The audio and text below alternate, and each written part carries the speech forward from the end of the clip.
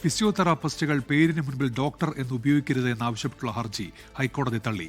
IMA നൽകിയ ഹർജിയാണ് justice VG അരുണിന്റെ ബെഞ്ച് തള്ളിയത്.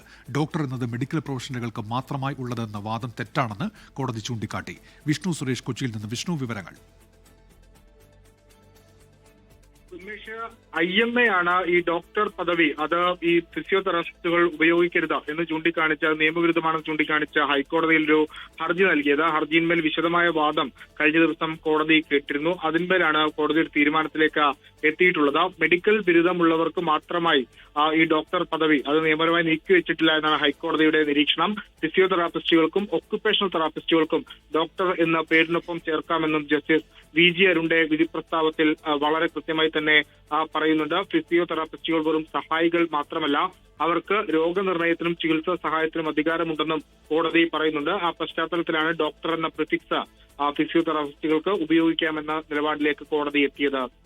വിഷ്ണു സുരേഷാണ് കൊച്ചിയിൽ നിന്ന് വിവരങ്ങൾ നൽകിയത്.